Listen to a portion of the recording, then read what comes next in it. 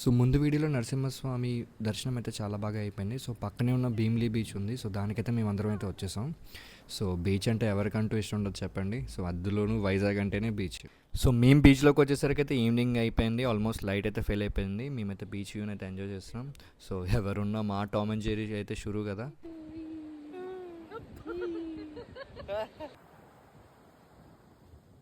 So బీచ్లో ఉన్న ఇసుకనైతే చూడగానే నాలో ఉన్న క్రియేటివిటీ అయితే బయటకు వచ్చేసింది. సో నేనైతే ఏం రాసానో అందరూ చూసేయండి. సో నా క్రియేటివిటీని మీతో పాటు చూడడానికి క్రాప్ గార్డ్ కూడా వచ్చేసాడు. సో ఆ క్రాప్ గన్ చూసిన తర్వాత అయితే నాకైతే నాన్ వెజ్ అయితే గుర్తొచ్చింది. సో ఏమైనా తిందాం అని చెప్పి దగ్గరలో ఉన్న మ్యార్లిన్ కే రెసార్ట్కి అయితే వచ్చేసాం.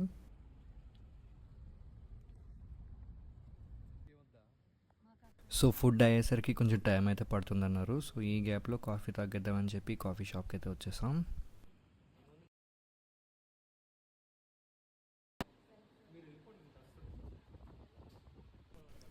సో వెదర్ అయితే చాలా చల్లగా ఉంది. వింటర్ ఎఫెక్ట్ ఏమో.